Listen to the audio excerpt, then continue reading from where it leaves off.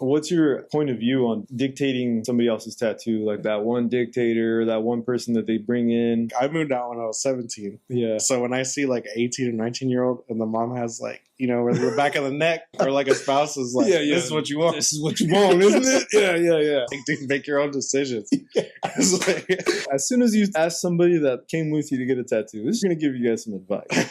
So you look in the mirror, you're like, height, and then the back of the person's like, that's stupid movement. If you ask whoever you come with, what do you think? That's no longer your tattoo. Yeah. They just turned 18. They got the veterana mom that comes in, the OG mom that has all the tats, but goes to like, like, this is what you want. Make sure you guys already hash it out before you come to the tattoo what you want to get. Because in a walk-in shop, that's what I'm curious. That's what it is, dude. We're paying our dues.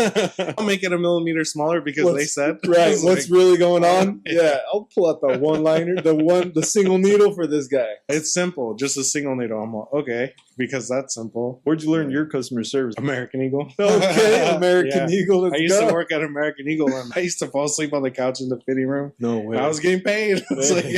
Like, recently, I had to like recalibrate what I'm thinking. I really just didn't have a choice. Right. You can complain a lot and people feel sorry, but eventually it's like, basically like Debo said, it's just like, get the f on, man. Like, get on, get boy. up, bitch. It's like,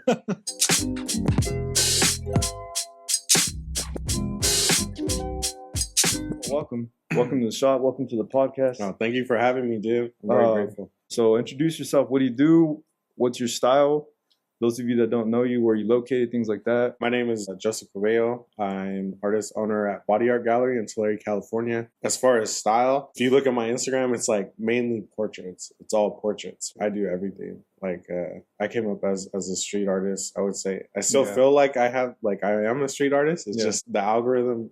I've noticed if your pictures match, you get more people see it. So if I was doing, when I had all these different styles on my page, it's just I was starting to lose interaction. At first, it was really good, like maybe like 6 or 7 years ago, and then it just started slowly changing.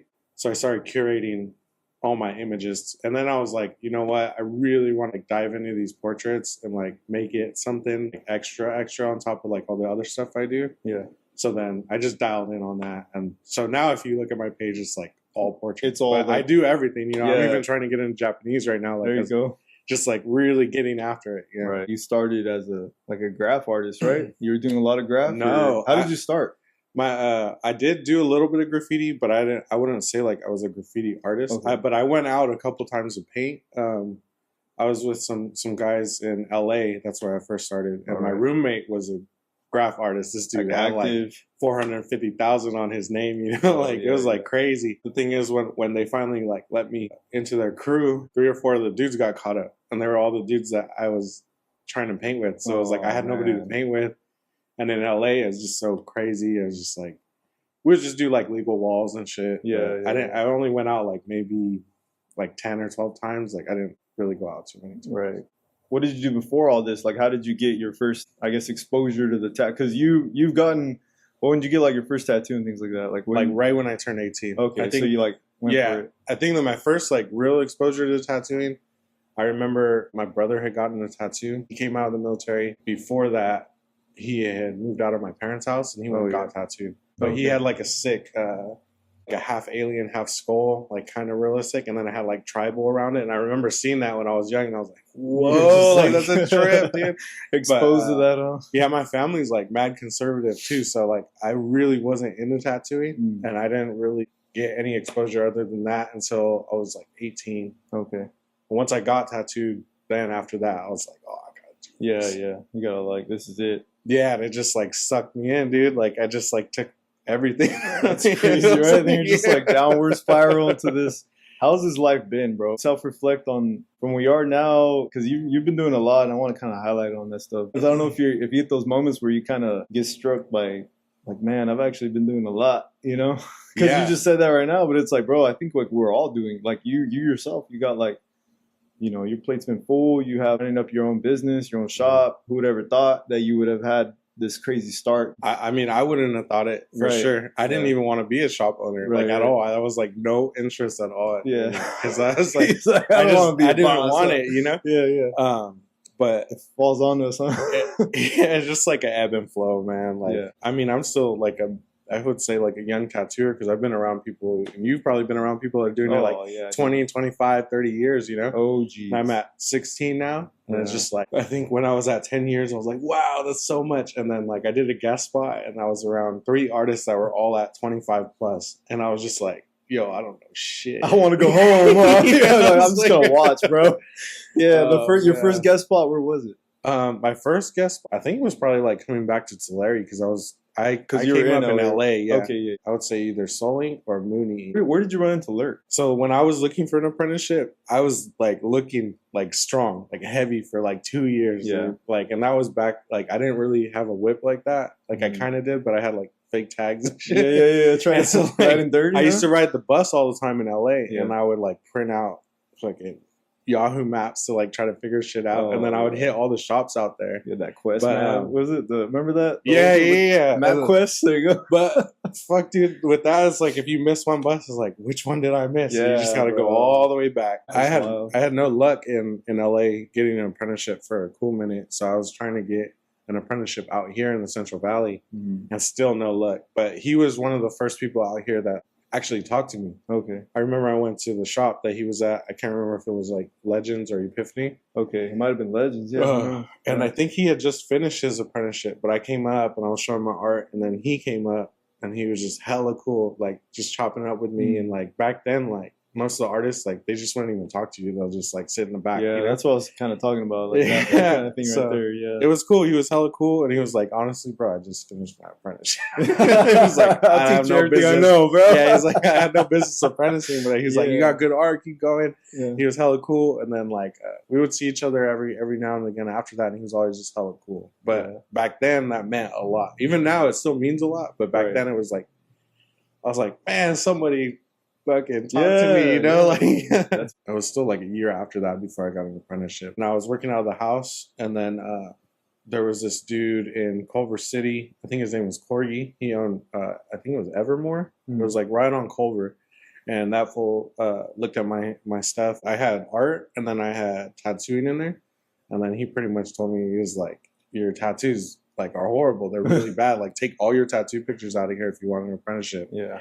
And I was like, damn. But then he put me on to the homies at Oceanfront, which was in Venice. And Mike Cho had just opened up the shop. They were looking for an apprentice. Yeah. So he's like, take all this tattoo shit out of there. Take all of it out. Don't show nobody that shit. And then just show him your artwork. And then I ended up going straight to Venice, like right after that. And he hit him up. They ended up apprenticing me like a month or two after that. But they took my portfolio and they just held it. And then they gave me a call later. Dang, so you went to Venice and you're working there, huh? Putting in your time? Yeah, I didn't really get to like work out there too much, but my apprenticeship was out there. So and then I ended up getting fired from there. So it was just like, damn, dude. But I was a student. I was tattooing out of the house. You know, I had a part-time job, and then I was also doing that. So I was just like busy. I didn't have enough time to really do what I needed to do. And now knowing like what I'm looking for, I'm like, yeah. Like, obviously. But I'm hella cool with Mike still. Like, even when he let me go, I was like, no, you know, like, it was the worst. But hard, huh? it made sense. And he's always, even after that, he always gave me hella advice. He showed me hella love. When I was apprenticing, I lived on my own out there. And, like, I was just on my own. I mean, I have my family, but they weren't helping me out financially. So he let me tattoo out of the house while I was in my apprenticeship. Which was insane. Like, that's like, unheard of. And yeah. So it was cool though, because I could see things and then I would go home and try to practice it. It's just like I wasn't good enough to like work in the shop, and I didn't have like, you know, I wasn't putting in enough time for them. But they've always been hella cool to me, like super cool. So that's tough because as an apprenticeship, man, you are gonna get out what you put in, and you got to kind of match that. And honestly, you kind of have to drop everything, bro. Yeah. Like, the way you drop everything to try to get into a school or like a training for any kind of, this is your version of training. So I learned that early on, that if I'm going to, at the rate that I'm going at this speed, if I really want to, and I think I always had that mentality where it's like, if I want to complete this apprenticeship, I'm going to have to drop everything and just find the support, you know, and find the way to just knock that out, bro. Cause I had 2 jobs. I was trying to do the whole school thing too.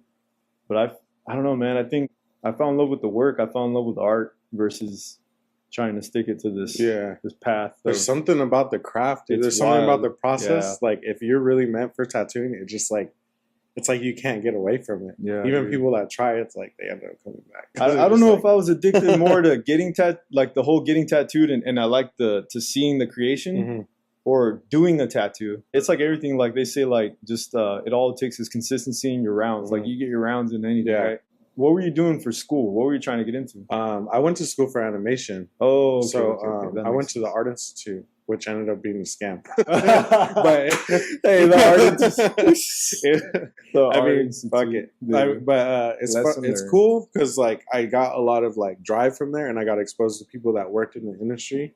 They kind of taught me how to teach myself, because like now looking back, it's kind of wild. But a lot of my teachers were like, we have 4-hour blocks, and they would just have us watch YouTube. And we're paying like pretty good money for these classes. It's like, dude, we're just watching you. But then I learned like how to teach myself stuff. And back then that was like 2008. Like people weren't really doing that as much like it is now. Yeah. And but was it digital art, or was it like more like they taught us? It was digital, but they taught us how to use the programs. Okay. And then when new programs came out, we would learn how to use those. Most of like my actual like painting or drawing or illustrating, all that stuff kind of came like outside of school. Yeah. So like one of my roommates, Lanny, he shout out Lanny Morkaski. He taught me how to oil paint. Me and him worked together on how to like acrylic paint. He's the one that got me into graffiti. Like taught me how to use aerosol. And then I would go. He was really good at networking, so he'd get in hella good with his teachers. There's this painter, Mark Trujillo. He's like a hyper-realist painter. Okay. He does a lot of shows with like Sean Sheelan. Yeah. And then Nathan Oda, he's an acrylic painter. He kind of does stuff like Jeff Soto or like Crayola. Where's he from?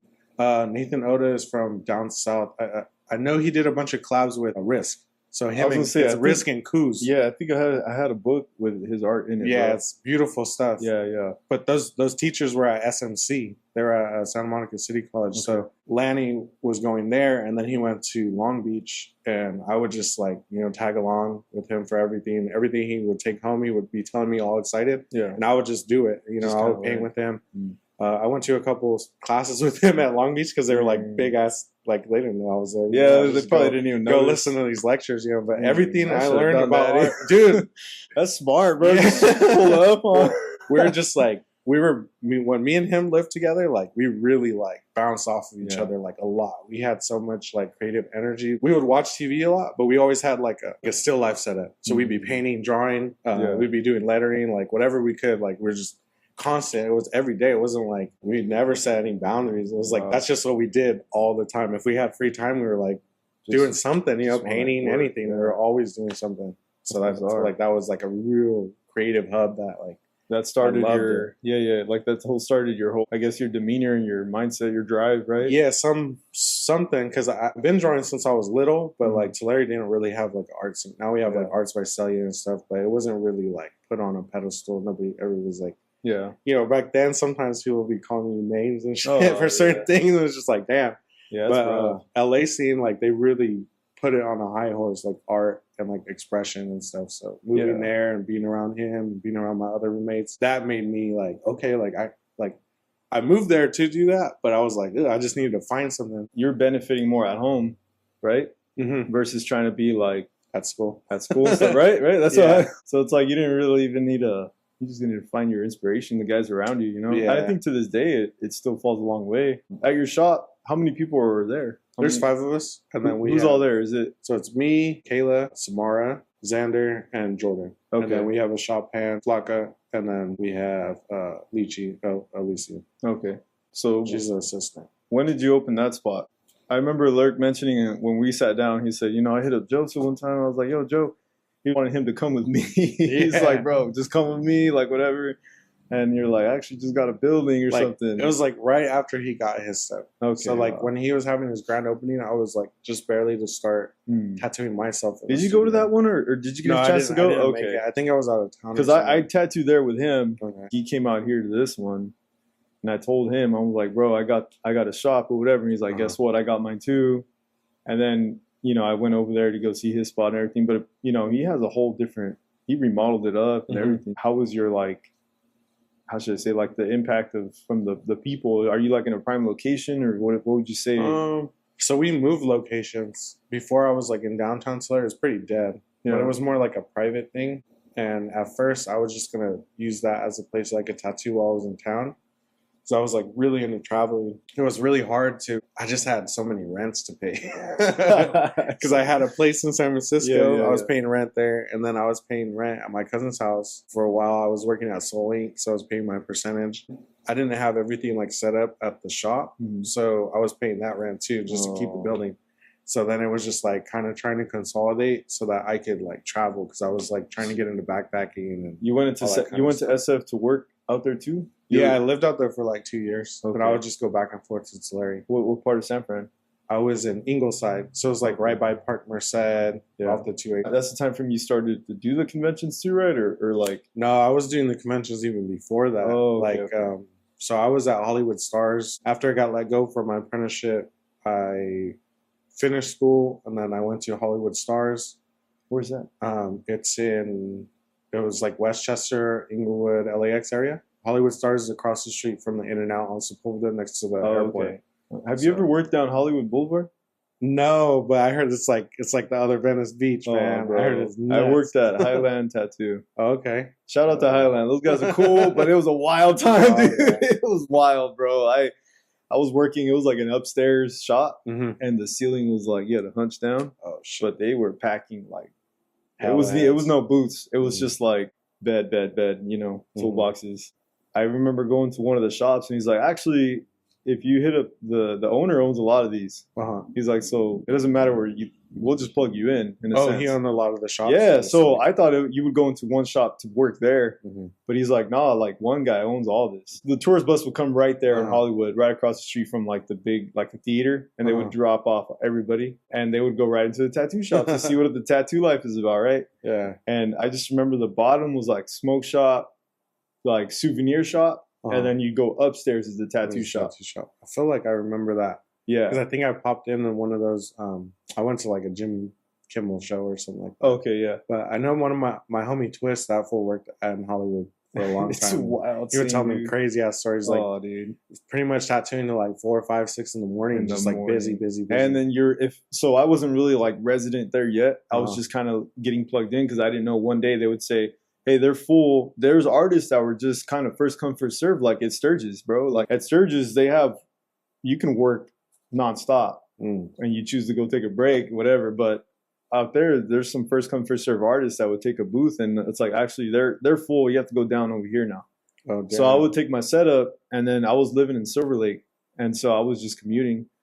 And so if I went to the parking lot at like 2 in the morning, walking with all my stuff through like all the clubs are active, right? And I'm walking down Hollywood Boulevard with my, it was like a travel setup. You know how we do. We have like a backpack and a Craftsman. Like just Craftsman, dude. And everyone's just staring at you like a tattoo artist with all this stuff. Looks like I just got kicked out, you know? That's all funny. But every day was like that. And that was part of that first time grind, dude. Like I just remember that they were squeezing every penny, every dollar out of those areas, dude. But yeah, that Boulevard area is intense. It's wild. Yeah, they had some really cool looking shots. I think it was called Skin Candy. I can't remember. An artist I knew, his name was Bazaar. Ink Candy. Yeah. Candy. Yeah, shout out Bazaar, man. One of my first the guest spots was there at Ink Candy, and then I went to Sideshow. Yeah, see, the community is like that. I didn't know him like hella, but I would see him a lot because he knew my homie Denavo. So I went and hung out with him a couple times over there because Denavo, him and they were like hella cool, so Denavo took me over there to meet everybody. And stuff. Yeah. But that shot was sick.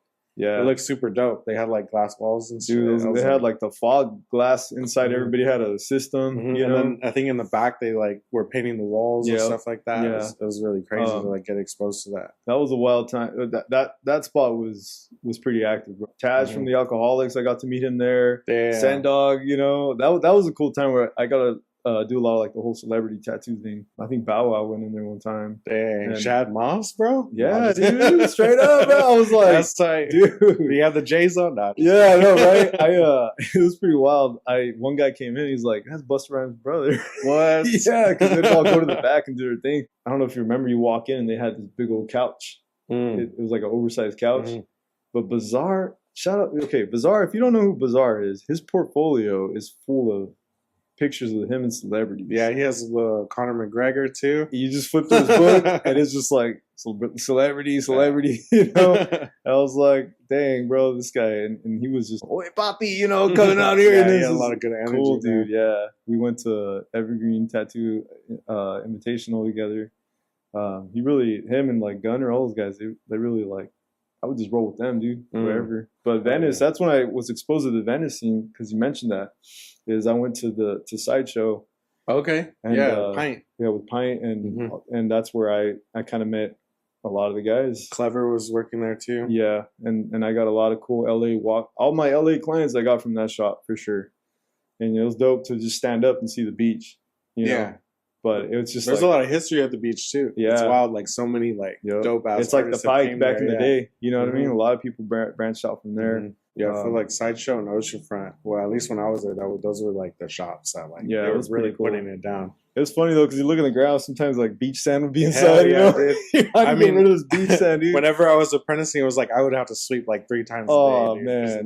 Shout out to Pint, man. Pint one. Yeah, man. Every once in a while, I'll hit him up on Instagram. I'm trying to get tattooed by him. So. Yeah, dude. How's that work with him? Has he told you like?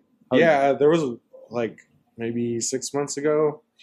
I was gonna go, but I already had booked, so he had an opening, so it didn't work out. But I'm gonna definitely make that a priority because. He has a lot of history down there, like so much impact with his work from like back in like the early 2000s. Like a lot of things came from him. Yeah, dude. A lot of skulls that people see that are trying to, like the people with the hands like this. Yeah, like the hands or that one skull with that crazy eyeballs. That's a Pint flash. That's a Pint skull, dude. I tell people, I'm like, bro, like that's a very specific. There was one like with the top hat. He had a crazy cool, you know. Yeah, I think he had a book too that somebody had made for him. Yeah, there was like a lot of stuff behind that wasn't good, but I mean that book had a huge impact on people too. Yeah, and that style of artwork. Industry inks have been around for a while, and recently they expanded their pigment range. Everything from your primary colors, opaque grays, brand new anime skin tone, bright neon fluorescent tones, gray wash set, and black lining ink. If you haven't yet tried out this high quality pigment, head on over to industryinks.com, and with your order you can take advantage of a special promo code using OUTLOUD for an exclusive discount. Try out their new range for yourself, and thanks again for the partnered sponsorship. I kind of wanted to ask you about like what like your mentors and your guidance, which you kind of touched a little bit on it with how you started. But when you guest spot to take on these new, you know, you're in these shops with these hitters and the guys that are veterans, and you just picking their brain, right? You're able to watch them work, and sometimes, sometimes I just kind of keep to myself. It's like a little bit old school. Like I would say my main mentor would be Eric Gutierrez. He's the owner of Hollywood Stars. Okay. So, but I've picked up like a little here and there, but he's like the main person that I've always went to, and he's always helped me out with everything. He just taught me like how to maneuver in a shop, like how to be respectful and stuff. Like shop ethics. So whenever I'm going to a shop, like if somebody wants to open up, then I'll kind of pick at them a little bit. But for the most part, I just kind of like I try to watch and just be cool about it. Don't be too excited, because when I was young, I'd be like, oh, I'm just like. Like, come on, sit down, bro. Like, you're in my space. But that's cool, man. Yeah, Eric's definitely taught me a lot. Like, he helped me. Like, everything that we do at Body Art Gallery pretty much comes from him. So like, even when I first started, he was just like every day, pretty much, I would be calling him like, "Hey, what do I do about this? What do I do?" And like, for me, the way I was taught, if you ask for advice, you just do it. Don't ask no questions. Like, you ask for it, so take it and go do it. You know? So that was your first like trial by error, live and learn kind of thing, right? Yeah. Even still now, like, I mean, we've only had really like 1 or 2 teams the whole time. Everyone's pretty much stayed together. There's been a couple artists that have left, but for the most part, this is like the newest team, but it's still like, I think Samara's been working with me for like 5-6 years, and then Michaela's been with us for like 3-4 years. Like, so it's pretty close knit, you know, and every time, that was something I never thought about either. You know, when you're a shop owner, like, teams change. Your team. And there's nothing really, like, it's not bad. Like, it should change. Like, people need change in order to grow. So, and I need change as well. But, you know, you get used to people. You get, like, you know, that's you wild. Get that connection. And then you don't think about, like, oh, like, if you're going to own a shop, you're not thinking, like, oh, like, everyone might leave I'm gonna have to do this again, and then again, Right, again, right, and right. again. So it's like, And then the that's- vibe too, because I know some people that own 2 different shops. He vibes more with one shop, and like this other, like let's say second owner vibes way better with this shop or whatever. And they don't. These 2 teams, like you just mentioned, they're just 2 different kind of people, which is wild because it's in a sense. But I think your environment really does have a lot to do with that. You know, like the guys that you have in there. And I never, when I opened the shop, dude, I didn't even want a storefront. I just wanted a spot to work. It wasn't my house, wasn't my garage. You know what I'm saying? But it worked out in a lot of ways. And I had that extended that open invite to everybody I knew. Like, hey, if you ever come in north to south, whatever, and you need a spot to crash, come and work here. Like, you know, I always wanted to have that availability to have like just guest artists come through. But then like you, like I had be able to apprentice somebody, and then she stuck it out. She finished her apprenticeship, and she's like, I want to work here. This is like, you know, this is a whole different. And I was like, there you go. There's your small operation, but it's real tight knit to where it is now. Being appointment only, it's like I'm not really trying to. I don't know how to say it. Like, I still get walk-in stuff, but it becomes appointments if they want it to be, if they're patient. If they're not like, tonight at 8 o'clock, I'll come back, you know? Like, I can't. It's tough, dude, especially, like, you know, burning out all day. But your team definitely to have had something that you can pick from everybody, too, because now they have their path, their history that they're bringing into your circle, right, in a sense. It's funny that you said that you like to change because a lot of people don't like that. You know, a lot of people don't like change. They like to be, you know what I'm saying? They like to be like in control. Routine. Yeah, routine. I have this huge fear of becoming an NPC. So like, and I feel like my parents are very like routine based, which is it's not bad. It's just for me, I really try to like have disruptors constantly. And I think that's good for me so that I don't fall into like a black hole of just routine. Sure. Because routine sometimes can, if you're prone to it emotionally, sometimes that attachment can create comfort, and then it creates anxiety anytime there's discomfort. And the less you're exposed to it, the more anxiety that you'll feel, the harder it is to be uncomfortable. So then if you're like, you can have like mini anxiety attacks just from like moving a couch. And I don't want that for myself because I've experienced that before. So it's like, oh, now I need to be comfortable, because my wife, like, she kind of helps me too. She likes to move things around. And the first time she did, I was like, what are you doing? Yeah. Like, but like little things like that, like I'll even go home in a different way, like almost every day, so I don't get too routine. But for me, it's just like a conscious effort. I'm like, okay, I feel like I'm falling into this. I need to like switch it up. I need falling into this. I need to switch it up. So I think it's better to like have intent than to not, you know. And you feel like with routine, do you cap yourself, kind of border yourself and limit yourself to something else? Because I mean, if you're sticking to A, B, C, and you never see anything in between, you feel like you're not able to anything that reflects whether the balance of like your mental, you know, the stability, and then you're like the strength of your artwork, projecting that energy and knowing how to turn certain things on and off. If you're in a routine, cruising in autopilot, and that could also be very like putting yourself in this weird bubble. You know what I'm saying? I do have routines, but I try to set up the routines to like benefit whatever the goal is. What I'm doing with my art is like, I have to set up certain routines so that I can get to a goal. But then once that goal is met, you got to switch it up. And then there's other things that can, like outside of tattooing, that is more like a personal thing that I try to have disruptors in so that I don't get too stagnant, like in my personal life with certain things. Because I'm very easy to like, I don't know, I just see it like when I visualize it, I see it as like a movie where somebody's just like slowly trudging, and this is what they do, and then they just always do that, and then all of a sudden like all their hair is growing, and they don't notice they've just been doing that every single day, you know. So like I'm very seasons are changing, and you're just kind of like doing the same thing. So that's why I'm trying to like stay away from, and I've had such great momentum like just with my artwork, and anytime I have walls, I'm able to like do something or get opportunities to like further it. So that's why I try to like make that conscious effort so that I can keep the momentum going in a positive direction. Yeah, man. Keeping that grease going. It's hard though. It's hard. Is tough, dude. Especially when you know, like you just said, if you look at your profile, it looks like you got the realism, the portraits, but it's like, but I do everything, you know? It's like, well, you gotta, it's a hard one. Let's talk about the next level though. How did this come about? So you're actively entered into a competition, right? You've got like the Tattoo Warrior setup, right? Oh yeah, we just finished. So you guys finished all that up. How did that how does that process? How was all that like experience for you? The conventions, did you started competing in those too, right? Yeah, ever since even my first one, I competed in the first one. What did you compete with? What was it? It was a Frankenstein portrait. It was at Pomona at the Body Art Expo. Oh yeah, the Pomona Expo. Mm-hmm. Yeah. So then that was your first. You just kind of already had that mindset to like, I'm gonna give it a shot. I'm gonna compete. Yeah. So when I was apprenticing at Oceanfront, all those guys that were there at that time, they've all gone on to like just do like crazy. I mean, I didn't even know like what I stepped into, but like, you know, I would see them compete and I was like, had it in my head, like I would like to compete one day because they were like really about it.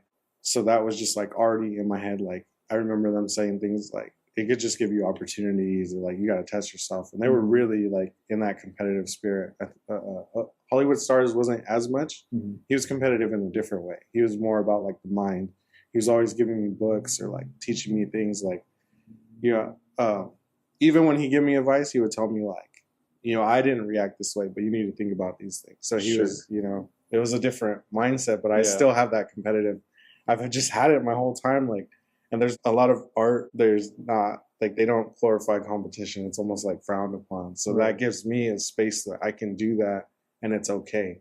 And nobody's feelings are getting hurt or like, you know, nobody's like upset that I'm being competitive. It's like, this is the space for it. So you go there to do that. And then I can kind of leave that alone when I'm not in there. Exactly. Yeah, because you're right. When you compete, you kind of, the way I was told, show what you're made out of. Mm-hmm. Like, let's just see what it's about. Mm-hmm. Win or lose, place or not, you got up there. That gave you a fire, the spark to even want to get there. And hopefully, you know, your apprentice one day wants to get to the convention and be like, I want to do it. And then you push him to compete. Yeah. And then he's going to set off a spark and he's like, well, now I want to do that better because I think I knew I could do this. Or one of the first times that you could actually go hear somebody say, this is cool, you're lacking this, you're lacking that, versus on a stage in a panel, first place, second place, third place, right? And unless you go find those judges again, like, hey, what did you think? You know, which a lot of people aren't going to do that. I mean, I guess if you're like a proud, you know, like really want to press a judge, you know, at a convention, like, bro, chill, you know what I'm saying? Like, homie wants my shit. Yeah, hey, what was wrong with that, bro? You know what I mean? I'm pretty sure it's happened, dude. I'm pretty sure there's some guys out there that are like off the wall. No, definitely. You know what I mean? I mean, losing's good though, too. Like, I've been telling Xander and like anybody, like, losing's just as good as winning, you know, because when you lose, you get all, like, if you really are passionate, you're going to get equal and opposite endorphin rush and like all that stuff, but it just feels different. Yeah. When you're elated, when you win, you're like, oh, you know, but when you're losing, you're down. And like, you know, those feelings are important to feel, you know, it's like, okay, well, why? And then like, I like to like reverse engineer stuff. It's like, if this one won, like, what are they doing that I'm not doing? And then also like, did I do everything that I possibly could to get to the best piece? Like, not if I won, but like, did I design it the day before? Did I design it a month before? Did I look at who else is tattooing? Did I look at the area and what they're into? Did I draw, like, did I design it and then like draw it on paper a couple of times before I did it? Like, did I really do everything I possibly could? Or did I just show up and think it's a movie and it's like, I'm going to get held up on shoulder? Even with that, like, I can like apply that weekly to a regular tattoo. It's like, that's just like a small version of what I can do weekly. It's like, if okay, now, like, then I'm just always thinking about my mindset too. It's like, is it the trophy that I'm trying to get, or is it like a level up, or is it I'm trying to experiment and then like see where I'm at against other people, or like where is it like an ego base, or is it a checkpoint? Like, what am I trying to do with this? Like, is it like, what is it gonna? How does it serve me? What are you chasing? What do you want out of it? Yeah, and then doing pieces at home, it's like I put that much effort into this one. How much effort can I put into this one? And then I can use those tools, take some of that work, and then put it at home as well. Right. So that's like, there's a lot of that's kind of a healthy way to see it though, I think, because then you're not losing sleep over or driven to insanity to be like, but why? Yeah. You know what I'm saying? Like, you gotta let it go. You know, I feel like if you look inside, like, you know why. Sometimes, I mean, people say sometimes politics, but I think if you, like, people, if they're really honest with themselves, they know why. You know, whether it's like the skin's chewed up, or maybe you're not as knowledgeable about lighting, or maybe your technical skills aren't there. Like, I think if people are really honest with them, I know for me, I'm like, I know why. Yeah. Yeah, like, I know why. I know that lost. answer. It's like you, Yeah, yeah, like yeah. I'll listen more, but I definitely like if Right, I lose, right, I'm like, yeah. okay. Back in the day, I used to drink a lot. It's like that's why. It's There like you go. fucking stayed up too late. I try to get best of day, and I'm like half myself. You know, it's Yeah, like you're yeah. an alcoholic. That's why you lost. The best of your abilities at the time, right? Like, it's Yeah. like, did I complete this to the best of my Mhm. abilities? That kind of runs in hand in hand. How did you get approached with this, the program, as far as like getting part of the Tattoo Warrior? I just applied. There was a Rick Reyes, or not Rick Reyes. Rick Reyes actually tattooed me though, but he's from Oh, dope. Oxnard. Okay.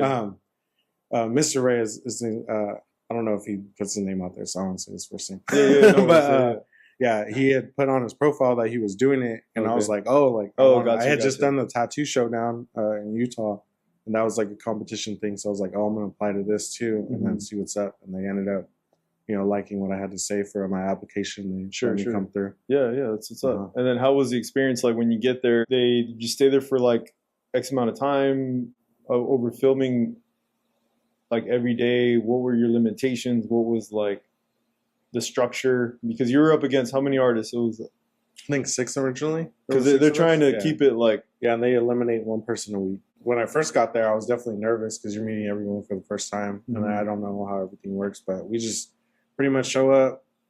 We get started at like 10, but you can get there at 8 to set up, and then you have about like 10, 11 hours to tattoo whatever you're gonna do. And okay. each week they had a different limb that you could tattoo, but other than that, it was like creative choice, All right. which is super sick. Yeah, that's but dope. they helped a lot. Like they it's not really like Ink Master where they're setting it against you. They're trying to like get everyone to do the best tattoo that you Like, possibly show can. up and show even out. the judges Yeah. will help you out. Like if you have questions, they'll help Yeah, you because out. Daniel Rocha was on there, right? Too. Mhm. Yeah, Yeah, shout out that Daniel, man. Like, he's so cool. Badass, dude. Yeah, so he's good. cool, man. That guy's like, yeah, I want to get him on here too, man. He's been a homie. Oh, But- dude, I bet he'll love it. He's he's just so knowledgeable about everything. Yeah. He's been in the game so long Mhm. and seen so many things too in the Yeah. industry. So It looked cool, man. I was like, oh shoot, like let's go, boy. You're up against some homies like, AD and stuff. And I was like, oh, it looked very interesting. I was just kind of curious how they had like what limitations or what the structure was, or like you come in, or because when you do those other shows, they want to run you on fumes Mhm. and then tattoo the best you Yeah. can. Like you said, they want to shoot you up with all this anxiety, and then like let's let the camera start rolling, Yeah. and then I feel like you can feel played because then it's like it's not the best of your ability Mhm. versus having artist choice, and then so how overall, like what would you say, like your own performance and things like that, like things that they like your growth from that, how do you see beneficial experience from that show? Like what would you say? I don't know. I see a lot. Yeah. Was it pretty know. crazy? Was it like It's just like I don't think it was like meant to be like that, but Sure. it just happened to work out that way. It's Okay. like I got a whole new portfolio out of it. I intentionally went in. I did do faces, but I didn't want to just do a portrait, right. and I didn't want to do what I always do at home because I was like, this is the opportunity to like really Shine, man. I got creative freedom, and I kind of had gotten maybe too much in a hustler mode, Mhm. and I kind of let go of all my creativity. Oh yeah. which is yeah. bad. Like, Which and I goes didn't back to know, the whole you like, stagnant, Mhm. Yeah. but I had no idea that I was like that until I had the opportunity to have creative freedom. Mm. And then I had to think and like pull from within myself and like what I'm interested in. And I was able to create these pieces. They were different than what you see, and they're different than I have all these other styles that I do, but like I was able to like really like take my time, take like a week or two to like come up with a design and like think about these narratives that I want to drive with the piece and like really pull from my mind and give an interpretation of something that I see or things that I'm a fan of.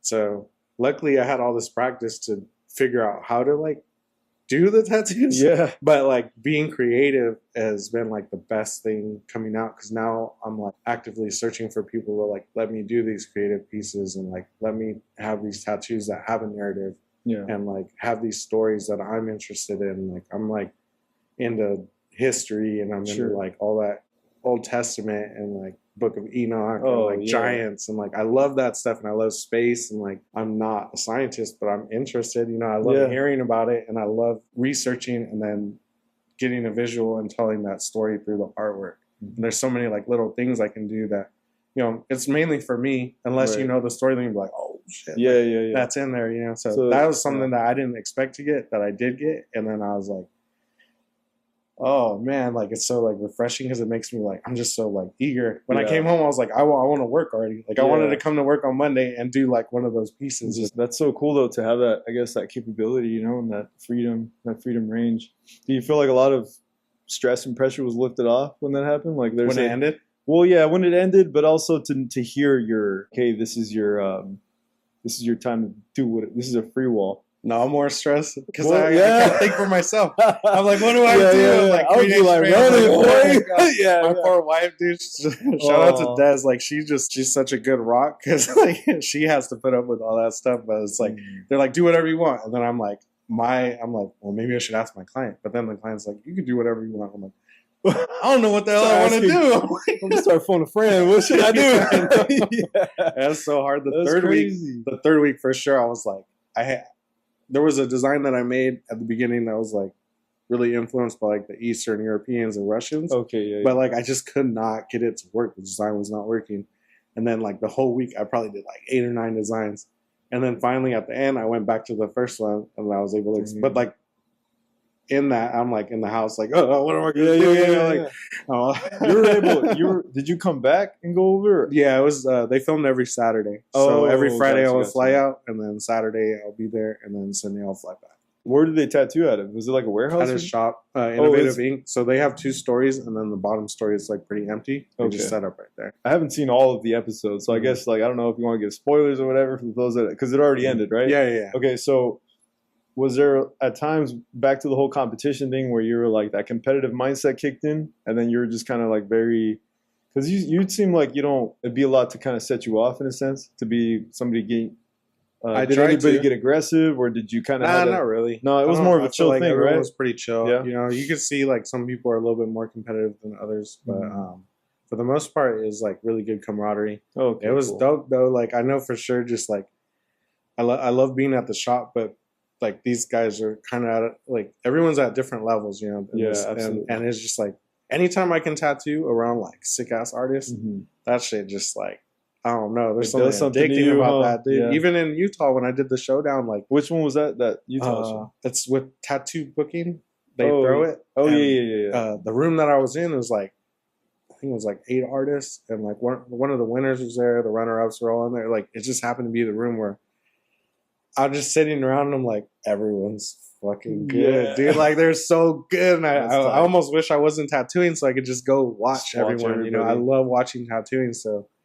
I don't know. I just love that shit. That's tight. So it was like a positive competition, huh? Yeah, I feel like Wow, dude, that's like unheard of. And homeboy too. I hadn't met him before, but he's pretty much the same as his YouTube videos. He's like very spunky and funny, and just like he's really cool, very hospitable. A quick shout out to Helios Tattoo Supplies, one of the newest sponsors for the podcast. I'm proud to be a sponsored pro team member using their needles on the daily. Next time you're thinking about stocking up on supplies, head over to the website heliostattoos.com. Thanks again to Helios for sponsoring myself as an artist and sponsoring the pod. Now back to the show. Do you have those clients that you're able to do that whole like allow you to do your artistic kind of do now? Yeah, you do now. People see what I do, so they assume like that's what I like or that's what I'm into outside of tattooing.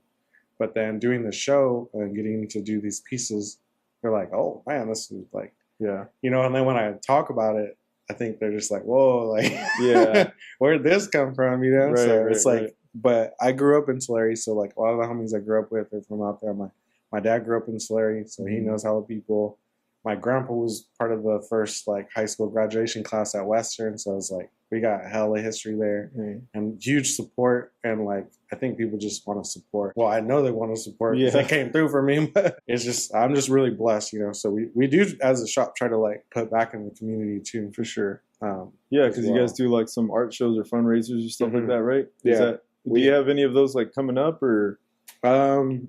We probably will have another Flash event because the last one we did was last year. So I think in September. I don't know if we'll be able to do it in September, but for sure by the end of the year, we'll definitely have to do something. How long would you say you had tattooing before you opened your shop? Because now this is your hub, right? This is your nest. And before you opened it, what gave you that kind of that confidence and that courage to like start this whole new path, this whole new journey as a business owner, as this is like your first trial and tribulations of, you know what I mean? Like what did you feel like gave you that push and motivation? Would you say it was like your mentor to be like, hey, do it? Or delusion and delusional making decisions without intent. Okay. So that, I think that's part of like, it is me having control now, like of my decisions. But back then it was like, I was in survival mode and like this opportunity was given to me and I didn't think about it. I just did it. And I have really bad impulse control sometimes. Okay, so I've done like a lot of self work too. So I'm like learning these things. And like, but if I look back, that was more of it. Is like, and I think with artists, a lot of times if they don't know like what's next, but you're trying to go to the next, you just assume that's the next thing. Right. And I didn't have to do that, but I didn't know. So I got it. And I was trying to save money so I could like travel. And then I had student loans. A lot of them. So I was trying to like figure that out. There was other ways I could have solved that problem, but at that time that was the only thing that I knew, and I wasn't really thinking. Right. I was like, I just didn't think that much. I was just kind of doing it. So I never really wanted to be an owner, but then once I got the studio, then people just started coming to me and they wanted to learn, or they want to learn portraits. And even back then, like I feel like I'm barely able to teach anything now. And that was like 7-8 years ago. Wow. And you ran your own seminar kind of thing, right? Is that what it was? Just in-house. Like I would just show them what I'm doing. It's like more like an information share. Just watch me, or like I'll be like, hey, like do this if they ask or something. That's pretty cool, man. I think that's pretty monumental to see how like your own art, if you self-reflect on what you do, to see what it took to, you know, have that kind of okay, I think I got this in the bag kind of thing in this sense. But yeah, I was curious what gave you that whole like, this is this impacted me to want to do this like next level. You know what I mean? That's pretty raw. I think with my work, because I feel like work and business is kind of separate. So with my artwork, I think I've only barely had success maybe the last 2 years. Yeah. As far as like my tattoos. But I've even just sat and like meditated and like thought about that too. It's like I've just been doing it so long, and I'm like, very like it's a marathon mindset, and I'm like I feel like I'm so close. Like it's always the carrot, so I know it's never gonna I'm never gonna satisfy it. But I'm like, I've been working so hard, and when I was young, that was so that I said to myself, I want to be up there, you know. I want to do that, not just for like, I would do it even if no one was watching. It's just like I want to see what I can do, and I really want to push it. I want that for myself. And it's like I'm so close. But like so close means like I got 15 years to get to where I want, because the lifespan as tattooers, I feel like if you're working every day and you're not having injuries, a lot of people maybe get like a nice, cool, creative peak around like 40 to like 48. And then, you know, your mindset kind of changes, it shifts a little bit. So I don't know. It's not that the artwork goes down. It's just like what's important kind of goes down. Yeah. So I'm trying to like time it. So like if I grind, then in that peak, I'm like, I want to see what I'm doing, you know, because that's going to be, hopefully I can like be healthier and like keep my body so that I can work at that level, so I can see the pieces that are coming then. And if I keep studying the way that I'm studying and keep getting exposed the way I get exposed, it's nice what's happening now, but I'm just looking forward to that time period. It's like that's where I'm gonna be like, if I do everything right, that's where I'm really gonna see like, what did I do? You know, what did I do with my whole career? And now I can like show it. Yeah. You know? This whole meditation and you thinking this way, it wasn't always like that, I'm assuming, right? I think so, but I just didn't like, I didn't know. I didn't have a name for it. So I feel like with people, if you don't have a name or a word for it, or you're not labeling it, sometimes it's like a blurry, like a fog. But as soon as like when I learned about edges with like portraits, like a hard edge, a soft edge, a disappearing edge, like before I knew that, I didn't even know what to look for. Right. But then once I learned about it, then it's like, okay, now I can use this tool with intent, and I can notice things. And like, you know, before I would sit and I would daydream, you know, it was just all daydreaming. Now it's like, I'm like daydreaming with intent. It's like praying, manifesting, planning. It's like the three things. Going with it blindly versus...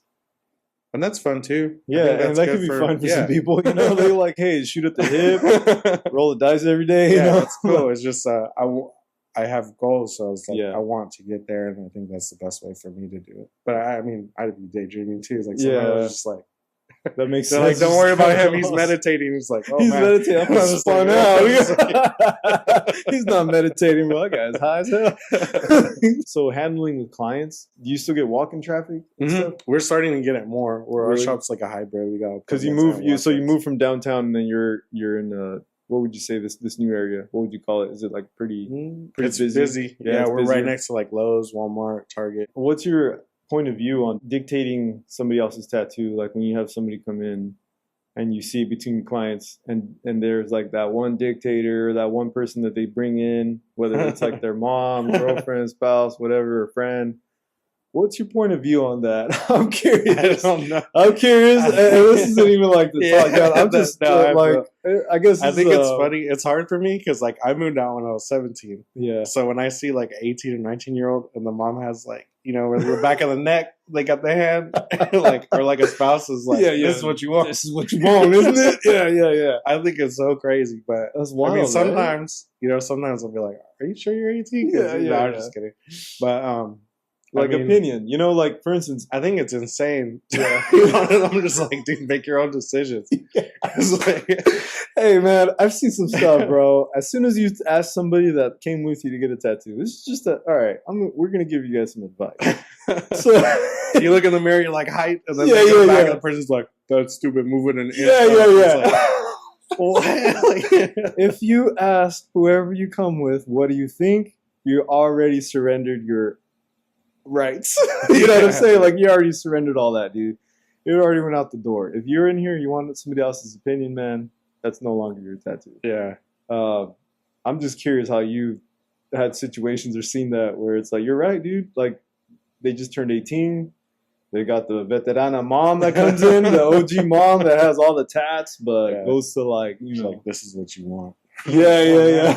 But I mean, I don't know, because I like battle the old school stuff sometimes, and then I'm still trying to be like kind and like good customer service. Right. But like sometimes I'm just like, but it's our job. I'm just are you paying? And if they say yeah, I'm like, push the client out the way. Get out of here, bro. I'm like, I know you're getting at it, but I'm talking to her. Right. It's tough, man. I feel like I just want to advise some people, man. If you're bringing your partner, your friend, the client, whatever, to the shop, just make sure you guys already hash it out before you come to the tattoo what you want to get. Because I know a lot of people go back and forth on a lunch break or something. They're like, this is my next tattoo idea. What do you think? Oh, that's cool. I have the same one or whatever, right? Yeah. And I'm just like, I'm all for it. Because in a walk-in shop, that's what I'm curious. That's what it is, happen, dude. We're paying our dues. I'm saying, like, I've seen that, man, and sometimes I just feel for these people. I'm like, dude, let them get their own tat, and then you get your own tattoo. You know what I'm saying? It Like, might not be the best answer, but I feel like in my head, I'm like, you're an idiot. Yeah. In person, I'm just like, but we're not like that. We could do that. Yeah. I'll make it a millimeter smaller because they said. Right. What's really going on? Yeah. I'll pull out the one-liner, the single needle for this guy. Yeah, dude. No, it's simple. Just a single needle. I'm like, okay, because that's simple. I'm like, I'm going to rip your skin apart because I don't ever use single needle. Dude. That's been a battle, man, ever since before COVID, bro, doing the walk-ins, and man, I'd get matching tattoo situations, and then one of them wants it different, so it's no longer a matching tattoo. You know what I mean? I'm like, well, all right, you guys want to do same color, same size, same font, whatever? No, I think I'll go with this font. And I'm like, what are we doing, guys? You know what I mean? Like, let's figure this out. But yeah, dictatorship and opinions, and everybody handles it different, bro. I just feel like some people need a, you know, it's hard, man, giving up your design because we're trying to make it this custom design to the person or whatever, and it's like that person then wants a, you know, third person view kind of thing. Yeah, that's kind of a hard thing. Big thanks and shout out to today's sponsor, No Numbing Cream Tattoo Club. There's a lot of controversy that surrounds the usage of numbing cream during a tattoo session, and I totally understand. Every artist has their concerns. With No Numbing Cream Tattoo Club, they've crafted a unique formula that is effective, doesn't alter the skin's texture, and is completely safe. I've used it already in multiple clients, especially when we're doing those marathon sessions, and it really helps them sit comfortably. You could use it not just on tattooing, tattooing, but there's body piercings, laser tattoo removal, laser hair removal, waxing, and permanent cosmetics. They provide an easy step-by-step instruction on how to apply. So if you're planning your next piece and know you'll be in the chair for a while, consider using No Numbing Cream Tattoo Club to make the experience easier for both you and your artist. Thanks again to No Numbing Cream Tattoo Club for sponsoring the podcast. Those of you listening or watching the video version of the podcast, I appreciate all the support that we've been getting from clients to listeners. You guys have been awesome. If this is your first time tuning in, don't forget to subscribe or follow the channel on any of the platforms where you catch your podcast so you don't miss out on any new episodes.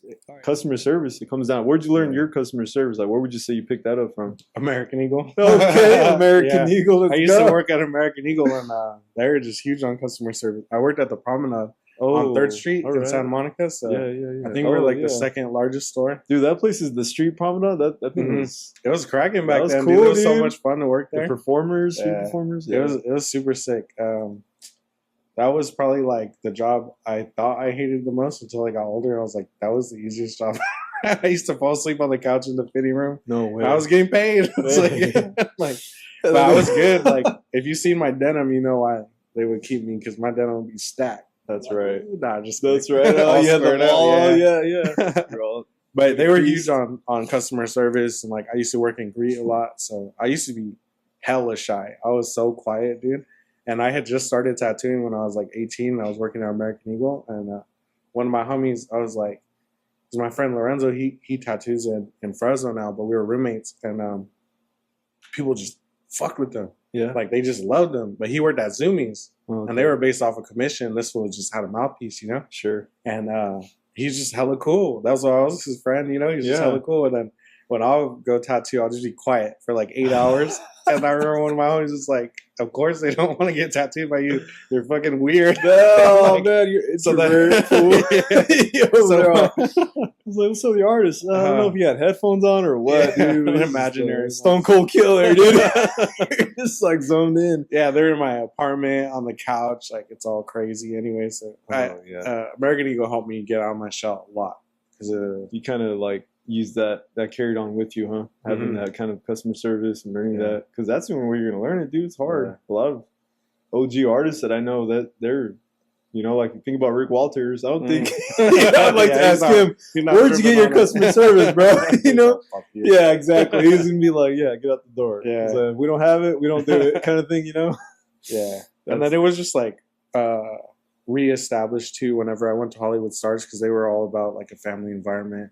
And at that time, it was like, that was crazy. So, they were really good at charming people and just like kind of, I would say, like, doing wizard shit where it's like, this is a tattoo that they want them to get to, and somehow they just like did this whole thing, and then they're here, and I'm like, how did you do that? So that's wild. Dude. Watching Luis and Eric work, it was really cool. That's pretty rad, bro. Your what's up with your cultural influences? What do you do with, as far as, because you mentioned history. What about, like, you were raised, was it Latino Chicano family?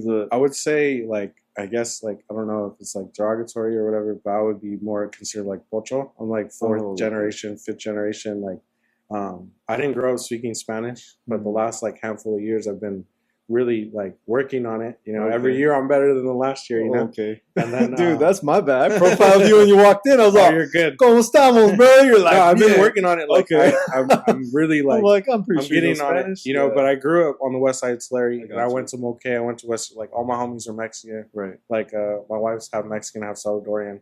I'm Mexican and Native American. Oh, wow. And, what tribe is it? We don't know. So actually, we're right in the middle right now figuring it out, because I thought we were Apache. But my dad is going through his records right now to actually figure out, because I guess they used to profile a lot, and like back when he was adopted, they would just write Apache. Yeah, they wouldn't like try to figure out stuff or not. They just write it down. So we don't know if we some are people part would of that. hide it too. You know, that was a big thing too. I remember people talking about that. They would profile, or they would just like trying to cut the paperwork short. Huh? Yeah, they would do that. Dang. But I am influenced by like Chicano artwork. You know, growing up with that environment, you know, there was a lot of like, they're just hella gangbanging into like, and then it's just like, you know, you go to LA, there's that style of artwork and everything. So I've been around it, and like, we do make like tamales on Christmas and stuff. We have some of these like cultural things that we do, but like I didn't grow up with a lot of things that my homies grew up with. You know, like I'm getting put on game now, like the last like 3 or 4 years, to like a lot of like corridos and like all that kind of stuff, and like yeah, cultural music, traditional, and learning about like Aztec culture, learning about like the Moon people, like learning about what is it, the Olmecs, like all that kind of stuff. I think that stuff is super important, and like the more that I'm learning, the more I know that there's a separation. You know, I'm not gonna have the history with the culture the same, right? But I do feel like for me, it's important to learn that stuff, because there is like things like systemic racism, and just even my dad not knowing his actual tribe when he was young, like that was a thing. It was like they're trying to rip these people out of their history, and I do identify with that because I am displaced now. But there's like a lot of parts of even tattooing where like certain people have opportunities that other people did back in the day, more so. But I think that it's important for me to know my history so that like I can not only help in a better way, but like create things with proper narrative. Right. Like instead of just using something and not knowing, like know the history. Yeah. And like research it, take the time, you know, and like right now I'm reading a book about Aztec culture and like how the cities worked and like how it came to be, and like Aztlan and all that kind of stuff, and like learning about like the warriors and like the different suits that they were wearing and all this kind of stuff. And I've done a lot of research on the Apache tribe too, and like learning their history and like what happened to them and like what happened to Geronimo and like how they were displaced. Like they were originally like in the Arizona area and they were put in New Mexico, and a lot of them were so used to like having a history of working with their land that a lot of them died just from being moved. Wow. And like I mean I'm not in a tribe or anything, but I just like I think that stuff's interesting. Yeah.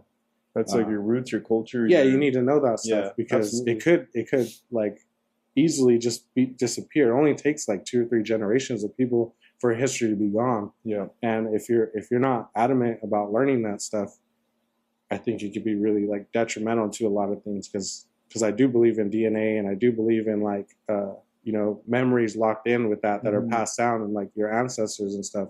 Yeah. And maybe I'm not a part of the Apache tribe. We don't know. We'll see. You know, because we could be. Hey, we'll do an update. Yeah, no, he's actively right now figuring out where he's from. But we could be Tachi or we could be Yoka as well. So, but learning that history like opened up a lot of doors for a lot of things too, for me to like dive into other things, like learning about Native Americans in the Midwest, and like, and then I was already into giants, and then I'm learning like there used to be giants that were like, you know, leaders in certain tribes are like tall for their thing, and just like you know, it all connects in some weird way. There's some like you said, that gene, that kind of code kind of got, you know, placed down the ways and stuff. It's pretty interesting, man, because then you kind of figure out your roots and to see what your ancestors were doing, and does it kind of reflect what you're doing now? Yeah, right, and the things that these paths that you're taking, where it's almost like written, it's already weaved in the you know, in its blanket in a sense. But yeah, I'm a big believer in that too, man. Like the whole thread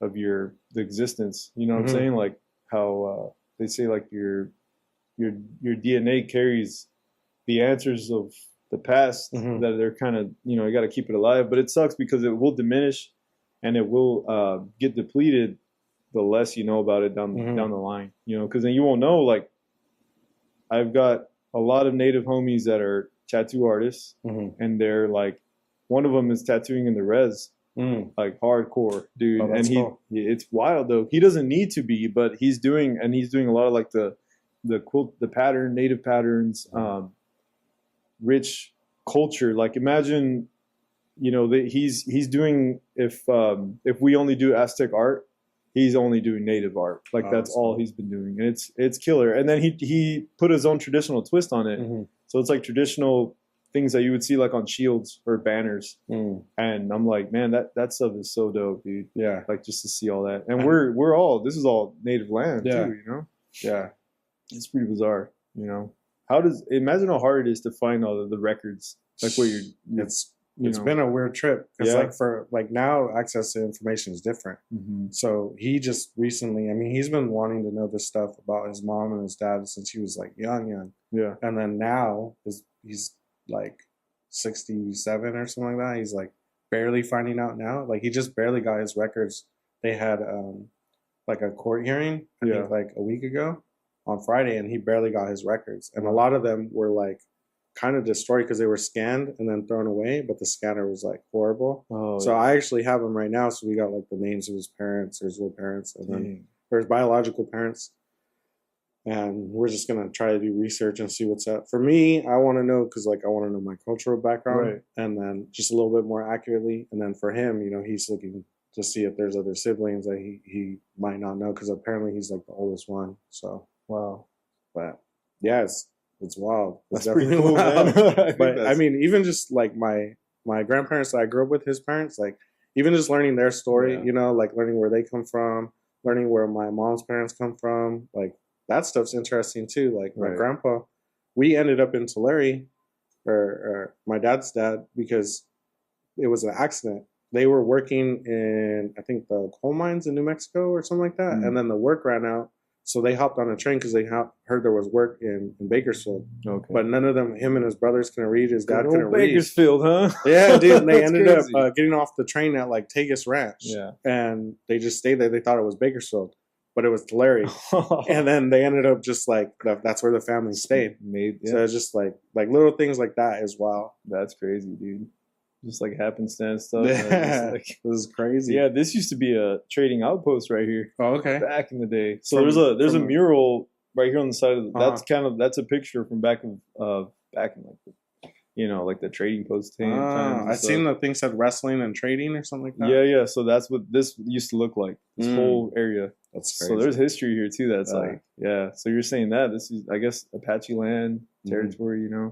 All that stuff's pretty interesting, man. And a lot of people don't really care to find out their roots. And I'm like, that's your identity, dude. Yeah, dude, you gotta do it. I think when I was younger, I mean, it had to have been like a subconscious thing. You know, I'm trying to search for all these things. Mm-hmm. I grew up Catholic, but I was trying to like learn about like Freemasonry, or learn about Islam, learn about Judaism, Yeah. like, you know, looking a little bit at the Torah, looking a little bit at like other books, you know, and well, I was looking for something, and I feel like that's probably what I was looking for, Right. you know. It's like, because you really didn't have you yourself. or that yeah, kind and of thing. the American way of living is only like, it's pretty new. From Mhm. like maybe the 40s, like this new style of like yeah. the American dream. It's only Mhm. been like maybe 2-3 people that it's existed. Right. And before that, it was completely different. Yeah. You know, so I think about that too. I'm like, they're trying they're trying to build a society. Yeah, but it's yeah. like they This built is the the- society, but it Yeah. only took 2 people, like Right. a grandpa and a son or a daughter, and then this is where we're at. So Right. it's like, it's really Shifted- quick. It can they change shifted a really lot of quick. things. Yeah. What about these challenges, like overcoming all the challenges and like the self-doubt? What have you told yourself, or what have you used to like harness or hone yourself or keep it together? Because now you said you're a husband, with the shop life, home life, family, everything in between, the outside noise, the static noise. What have you done with, does that kind of also fall with the whole meditation and the seek of prayer and everything? Like, what keeps you in line? What do you feel like keeps you in that harmony, or that, in fine tune? Because as artists, man, a lot of people, that's kind of like as a fuel is this ambition or these things that you've been through, and then you're just kind of like projecting that with your art, and you're kind of like releasing that in a certain scale. What have you done? Like, what's your kind of your routine, or what's your, I was curious to see how like you've kept that mental resilience and the, that just kind of strong heart demeanor of all the things you've done, and like, what do you think kept it together? Well, at first it was my student loans. Oh yeah, Like, student all loans the- kept me. Yeah, dude. I'm not even gonna lie. It's just my back's been up against the wall most of my life, because although like I did have to leave my house at an early age, Yeah. my mom did show support in that she co-signed for my loans. Mm. So although I was on my own, I had that support that she was able to do that, and I've always just had it in my head, like, if I don't pay this, like, that's her everything that Yeah. she's worth. Like, I'll ruin it, Yeah. That's, So like recently I'm zero on all my loans, like within the last year, which is like amazing. So I had to like recalibrate what I'm thinking, but before it was just like, I really just didn't have a choice. Right. Like whether I wanted to or not, I didn't have any choice because Mm-hmm. nobody, like you can complain a lot and people feel sorry, but eventually it's like, you just gotta like, basically like Debo said, just like, get the fuck on, man. Like get on, get up, bitch. Yeah, Like, whatever, yeah, you know, yeah. it's like, I have to pay this. So it's Yeah. like, by any means, I'm going to make it happen. Right. Like it sucks. And like, I know it's not healthy or it's not right, but like, you know, I'll tattoo after a family funeral, you know, or like I would tattoo like in the morning and at night, or I just had this crazy schedule, but it was like, I had to get this money, like, and no, like I could ask for help, but I just like, they'll only be able to help me once, and then the next month I'm still gonna have to do it. Right. So it's like I just always had that in the back of my mind,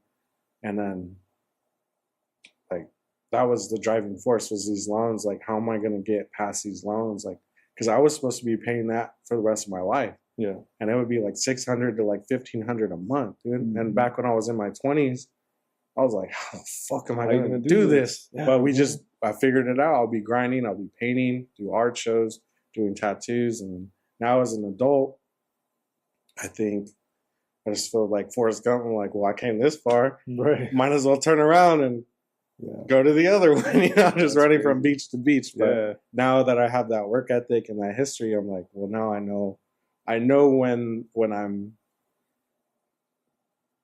I know the difference between when it's a real hard time and the difference between when it's just me being kind of lazy. So it's like, this is a real, like when it's like, you got 2 days and I still don't have no money for my student loans or my rent, and my roommate expects me to pay rent. I'm like, I gotta do something. Get that fire under you, boy. Just having that, and now I just have access to those memories, and I can. That's kind of like that's like a motivation, huh? Mm-hmm. Yeah. I know you do jiu-jitsu, right? Mm-hmm. I've been seeing you've been doing that for a long time too. Yeah, dude, I've been doing that. You know what sucks, man, is the injuries. Injuries and setbacks, because I was doing it, and then I was like competing in the level where, you know, it was dope, but I could just as well just do it now for the stress relieving, the workout, you know. But I do other things too. It's just the jiu-jitsu was one of those things that it was just all around the MMA. Yeah. It's funny because I would do that at 5 or 6 in the morning, and all the guys I was training with, we're all trying to put our lights out, but in the end, we're all good buds, you know. And then I'd start my day. I'd come to work. I was just choking dudes out in the morning, you know. Do you think that helps you? I feel like that very, it exerts your body to a level where you physically have to, because, you know, at the end of the day, I don't know about, well, obviously I'm pretty sure you feel the same way, like where it's like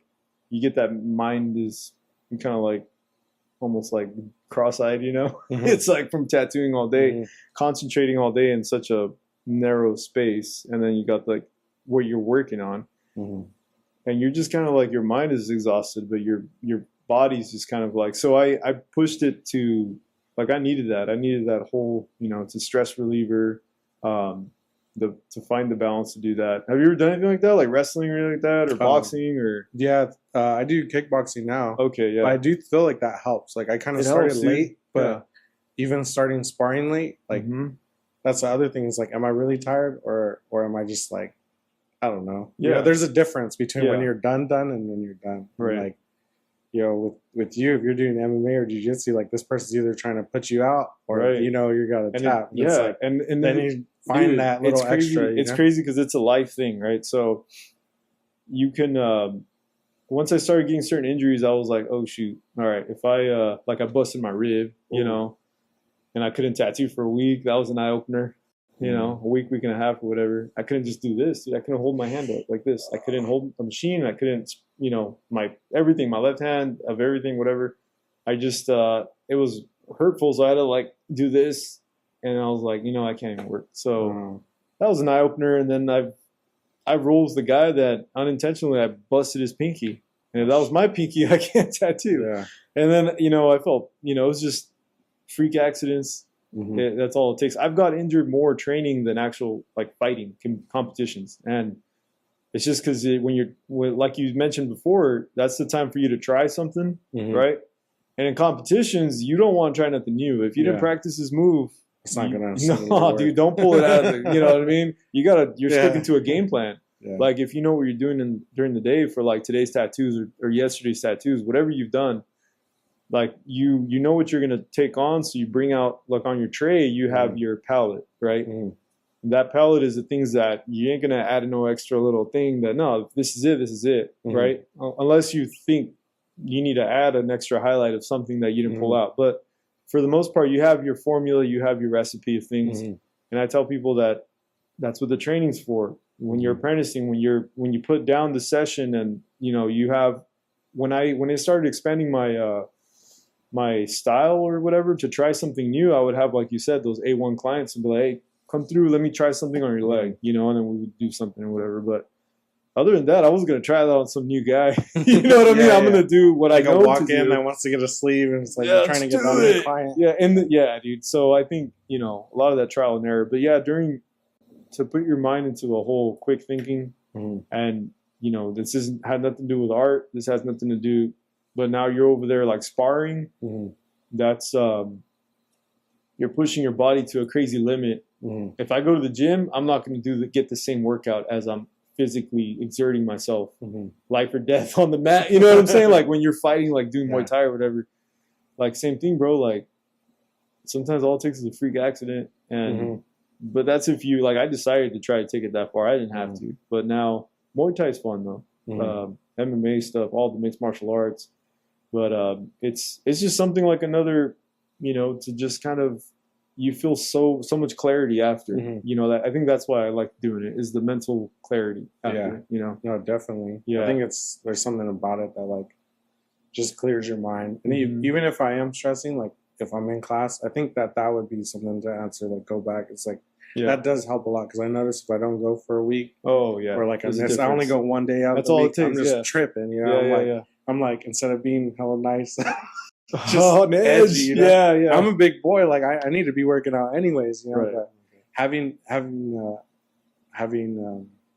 getting humbled too, you know, by people that you would, you know, when you first get in, you're like profiling people, and then all of a sudden this little tiny person just beat the shit out of you. Like, oh, hey, fuck. That's a competition too, bro. You get on stage with your tattoo, and you get humbled by other artists. Somebody you never even thought. Yeah, bro. Everyone's got tricks up their sleeve. Yeah, exactly.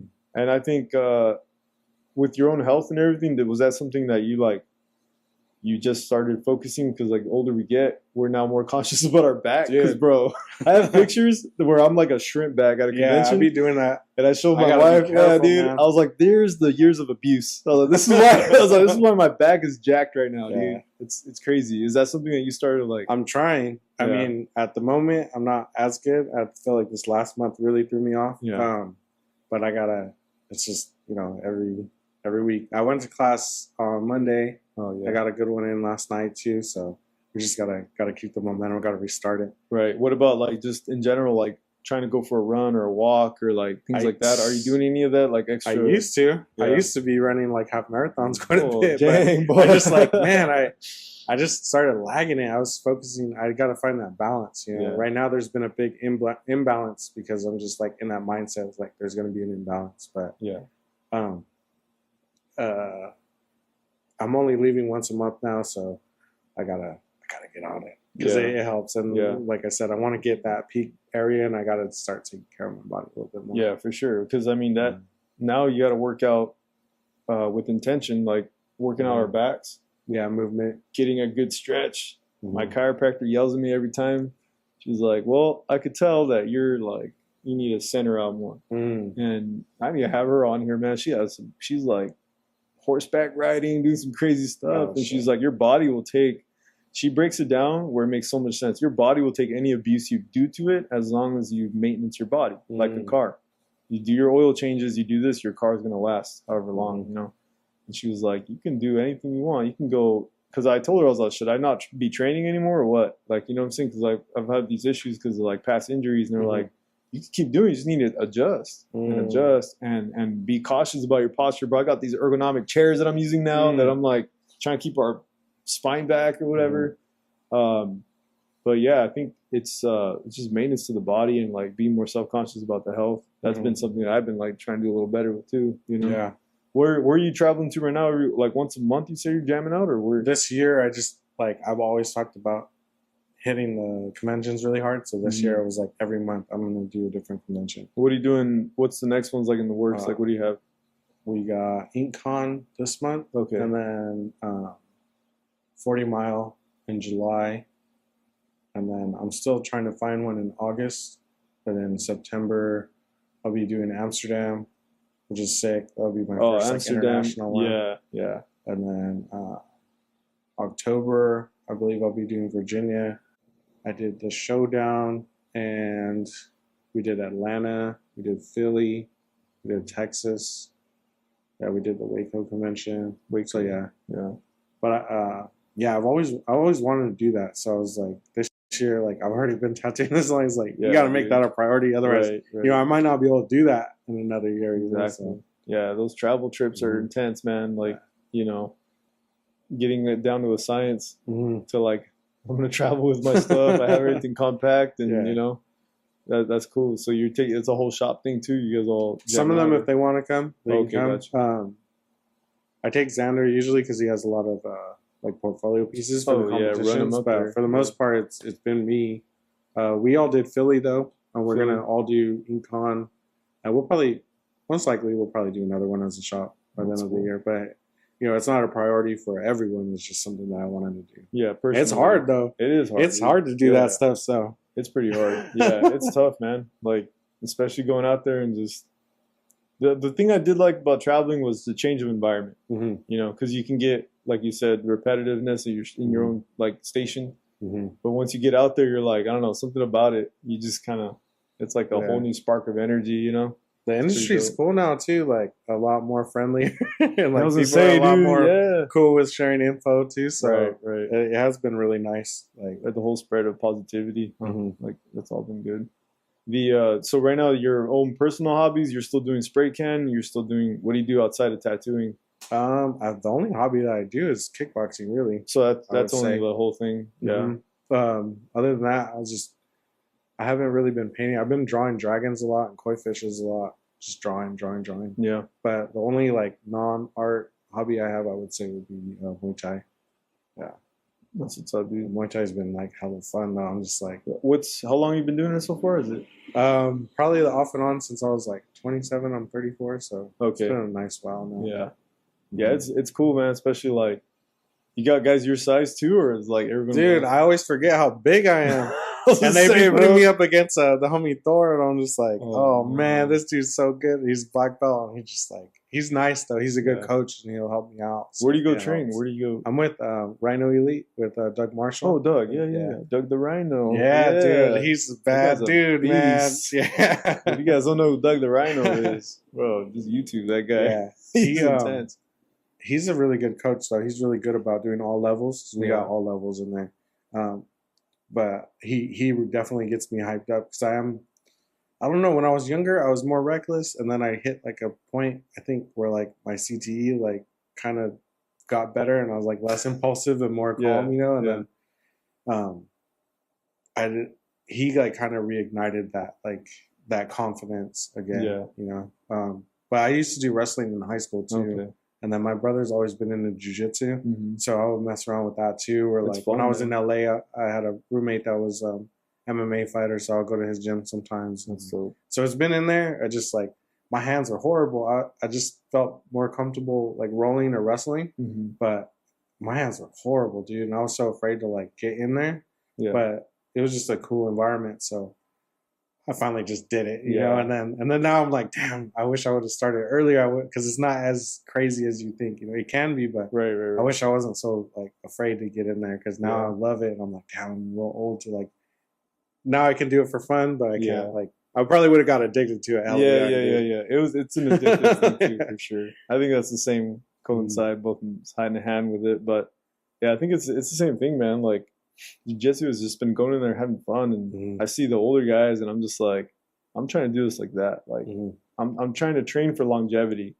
That's always been like the whole thing too. Is like, no, I got guys from 60 plus, and they're in their black belts, dude, and they're like, oh, you young cats are just like slow down, dude. Like, there's no where are you going, you know? And I get it, but they're doing it still. They're a lot of the older, you know, black belts and stuff like that. It's been pretty cool pick brains with all these guys or style and you know. But it's always, I talk to a lot of guys, and when we get off the mats and we're like, you know, like back to like Yoda, you know what I mean? And on the mat though, you're like, pow, pow, pow, pow, you're quick, you know. But then your like body cools down and you're just like all the pain starts coming back. So that's why I started doing like the whole ice plunging. That's been intense. I went to a cryo chamber one time. Oh dang, how was that? Dude, it's intense. Dude. I want to do that, but I've like haven't found a place or oh had time. My god, there's one out here in Fresno, like North Fresno, and I went in there the full chamber. So you're sitting in there, and it's only like 3 minutes or something like that. They even have speaker in there, so they could like you put any song you want to just kind of zone out. But dude, talk about a body freak out, man! Like your body, you can't really breathe because it like freezes your nostrils and like shit, dude. They just put like these the earmuffs, and then they put you in gloves, you know. And but other than that, you could do the one with your heads out. But I was in the full chamber, and that thing was intense. But after though, you feel really good. Have you done the what is it, the isolation tank or the whatever? Where you're like floating and they. Oh, I want to try that. That seems pretty cool. That seems very because probably it's like, less intense than the freezing yourself to death. No, yeah. You're like in the cold storage, dude. Yeah. You're like it's like back working at imagine working at a food fast food joint and you have to go get fries from the cold storage and you're just like frozen. I just think that's like Epsom salt or something. Yeah, you're like floating.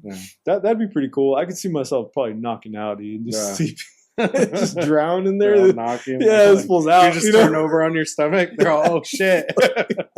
Yeah, I could see that going all bad. I've done the infrared sauna. That's pretty cool. But I do go to the sauna a lot. But yeah, trying to like loosen up our muscles, man, because our shoulders and all the joint pains. It's like that really does help your longevity of your session. You know, what projects do you have going on right now with tattoos and things like that? Like any big stuff that you're working on at the moment? Or I have this big dragon that we're probably going to try to finish up next week. And then we might do the last session at Incon. That one's super sick. I've just been like so interested in like the Japanese influenced work. And this is like a Japanese Asian style, Asian inspired. I mean, it is inspired. I didn't do it super traditional. So I would say it's like more like new school, but I'm just super stoked on it. It's like bottom of the neck all the way to like the ass cheeks and shit. Dang. So it's like a big whole mural status. I'm super stoked, but I did recently create like one of those broadcast channels, like right after I got back from Tattoo Warriors, so that I could start. I have these designs that are like kind of along those lines of like the surrealism, psychedelic work that I got to do at the Tattoo Warriors. So I'm just gonna keep pumping out designs and then try to get people to get them on there. But I've been getting a lot of like interest too, like just trying to ride that momentum, right? So that I keep that rolling. 'Cause I really want to push that. Keep on that whole the style and I guess with momentum, like you said, that's pretty major. Like fun tattooing. Yeah. Well, and then it brings it back to like doing what you love, in a sense. That's pretty hard. I like that.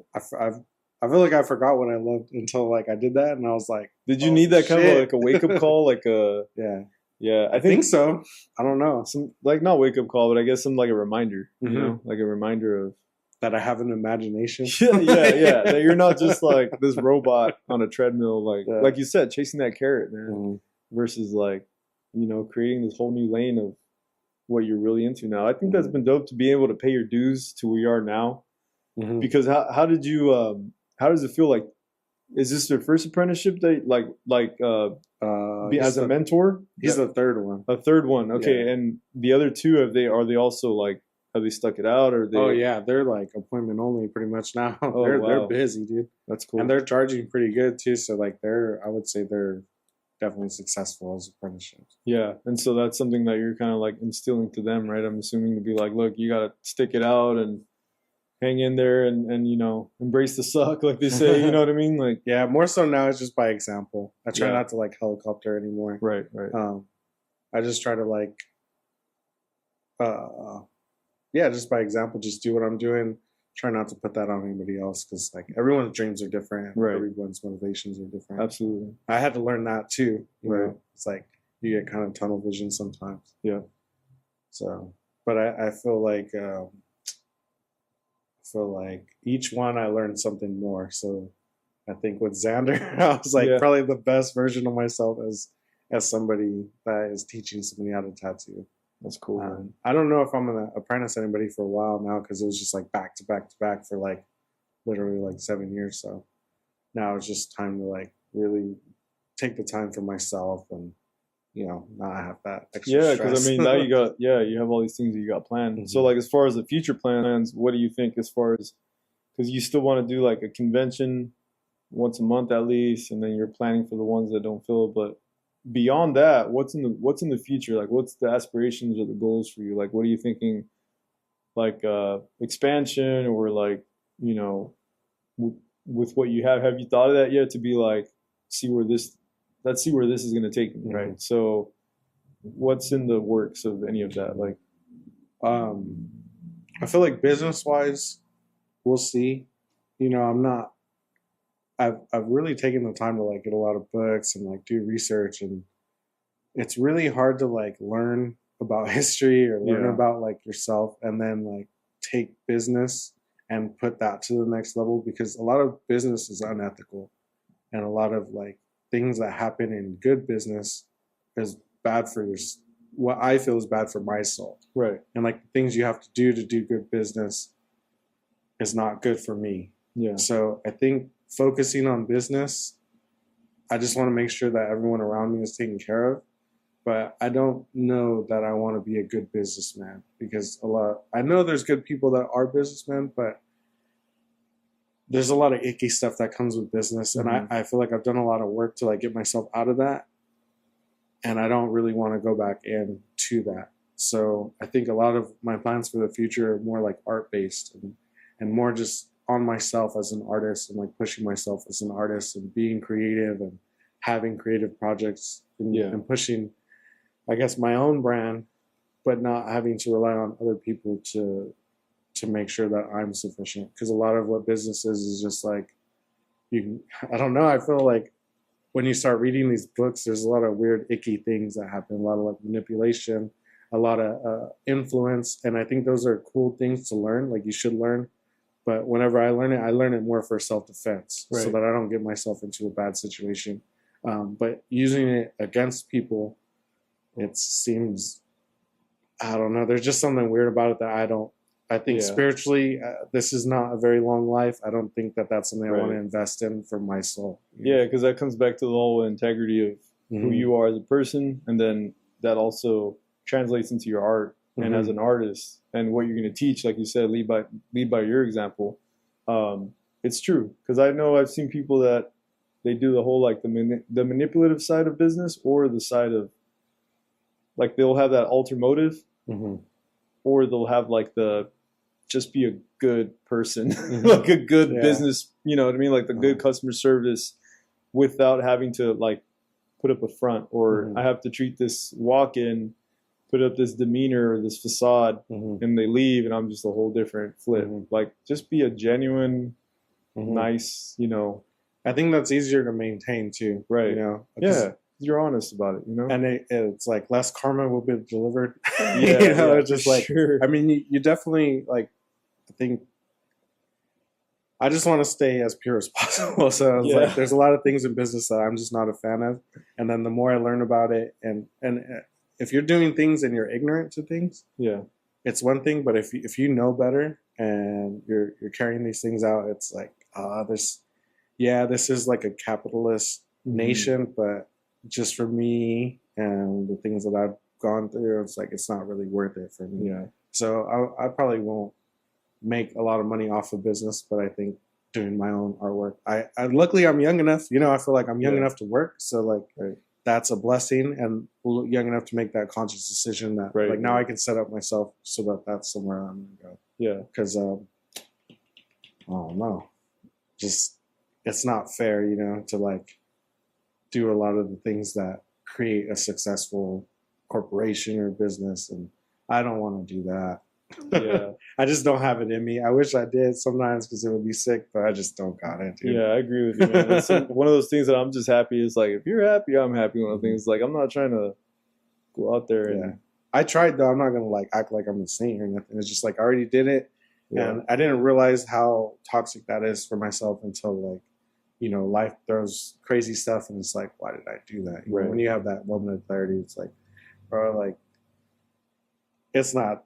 You shouldn't be like. I know I shouldn't be doing certain things. Right. Try to be as good as I possibly can. Yeah, dude. That's just like. I know I'm being very vague, but I'm just no, like, I get trying it. to be as good as I possibly I get can. it, because that's just again, man, the integrity of just like the person that you are. You know what I'm saying? Like, and for the record, this is like the first time we actually ever sat down, Yeah, and like had a conversation. So this is as authentic as it gets. This is like one of those where we're just vibing. Yeah. I think, like I mentioned before we started recording, that we know a lot of the same people, and we never just really had to sit down and have a conversation. There's a lot of artists, bro, because social media has made the world a lot smaller, right? Especially in our community. So that's why one of those things where different time zones, we know artists in different time zones, and we could just as well shoot them a text or a message at any point and be like, give them their flowers, like, keep killing it, or yo, this is dope. Like, as much as I could get online and just give out some love to our artists, like our homies, I'll do it, and it's like one of those things that just keep that positive wheel going, like you just said right now. As authentic as it gets is sitting down and have just a one-on-one with another artist where everybody, like, so I had Izzy, Izzy Esco. We worked the convention together. We went to Puerto Rico together. We were tattooing out there, and we were just like, hey man, I saw he's doing all kinds of stuff with like comedy. Dude, that's so sick. It's so cool, So man. cool. And he's doing good because he's a funny guy, dude. Uh-huh. When we did our convention and we were in the booth, I did not stop laughing all weekend, dude. I was just like, voice cracked out just because we were just laughing so much. He was just a funny guy. And then all his people came through. Yeah, man, we were just having a good time. And I was like, bro, I've got this project going, and I'm trying to just connect with everybody that I know and just have them on and just have this one-on-one thing. Izzy was doing body shop work. And I was like, and I asked him, wait, were you doing like pinstriping? Were you doing graphics? Like, nope, I straight just painting cars. And from there, he started getting exposed to the tattoo stuff. And like how you said, like, bro, like I was working here. Yeah. And now you had this crazy path of how it all unveiled into what you're doing now and what you've done.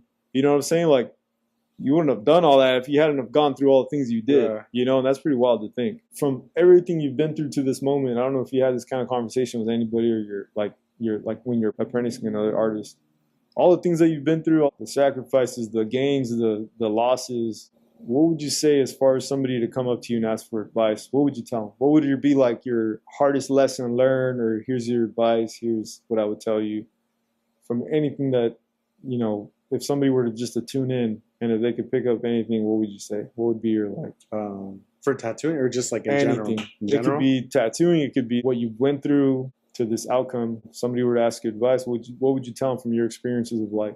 I think from like my experiences, like it's okay to be alone. Like getting used to being alone, not relying so much on other things. That can be a huge tool for anything. Like when I was in LA, like I would do art shows, but I wasn't 21 yet.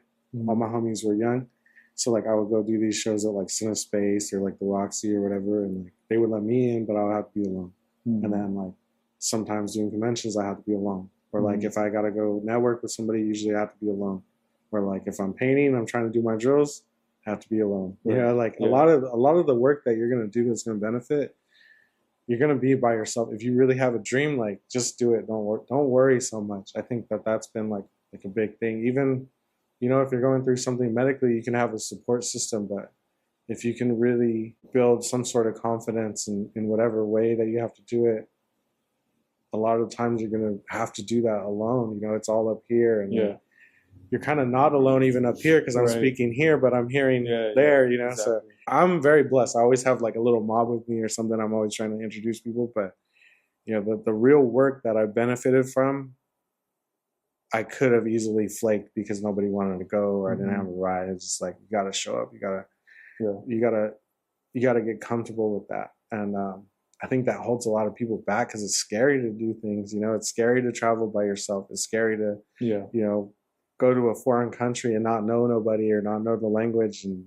sit in like a room full of 25 people. Because I used to like backpack and I was afraid, but like, fuck it, I'm gonna go, and then even going to a convention or going to a shop, it's like, I think that's a huge tool that people don't utilize. Solitude. Yeah, a lot of people are very afraid of themselves. Like they don't even want to have a room silent. They got to have the music on because they don't want to get in there, you know? Yeah. So just try to do that work so that you can get there and be with yourself.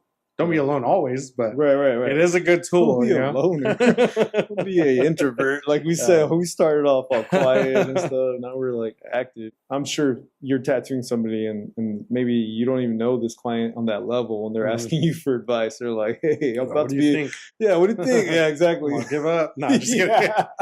Hey, give up while you're ahead, homie. Nah, I don't know. That's wild, dude. Yeah, this has been dope, man. Where can people find you, man? Go and give a shout out to your shop, your Instagram. We'll go put that in the likes right now. Yeah, you guys can find me at Body Art Gallery in Tulare, California. It's 1267 East Prosperity. I'm pretty much there every day. I should probably cut that down, but I'm pretty much there every day. It's just how it is. I love tattooing. I love being in the shop. Like I love being in shops. So right. That's where I'm at. I have my website, www.jcabelloart.com. I have like a bunch of my YouTube stuff on there. Cool. I have like some t-shirts and stuff on there that I created. It's like original art. Just find me in the cuts in Tulare. That's where I'm at. Yeah, shout out to the shop, man. Also Xander for coming through. He's probably back here listening to us crazy ass dudes talking about some tattoo history. We're over here just like rambling. It's cool though because we're kind of from that same generation. We are. Like there's a lot of people. Well, this is like went by really fast, but there's a lot of people that we know that it's like it's kind of crazy. This has been cool. The whole like from like your story to everything to experiences. I mean, like the start of your journey to your right at this moment to what's coming up ahead. There's a lot of things in between moving forward and seeking out that forward outcome. Like not to plateau, not to get comfortable. Mm-hmm. Don't just sit in your shop, get out there. I think the best thing we could have done from talking to you, especially like and thinking about my own experiences has been traveling and guest spotting and connecting like this with artists. Yeah. I'll come in here, I'll come to your shop, whatever, you know what I'm saying? Like, bro, like just to have that connection like that, I feel like it's a community, you know? Mm-hmm. And doing more of that. Dude, that's so good too, because like that's something that I think is getting revamped a little bit. I'm noticing people making the effort, like from our generation, but like it's kind of getting lost because it's so saturated. Yeah. So many people, like it's just artists have big personalities too. Right. So like rebuilding a community and like doing that, that's important. Like you're doing that right now, just connecting people. And that's what it's all about, man. Just pulling the strings and getting them. Yeah, have everybody like, look, check it out. Spotlight on the homie, spotlight on this, check this out. A client, you know, that's why I'm like everything in between, dude. Like it's all pertaining to what happens within the walls and outside of the walls on the road. Because there's a segment I love to do just to be talking about the road, dude. The road is a whole nother beast. A lot of people haven't experienced it yet. Or Xander's already been out, right? He's already I've been taking him. So he's been seeing that offhand. I remember when I had my apprentice going the first time, we go to the gas station and stock up what you can, bro. This is what we're gonna live on right now, dude.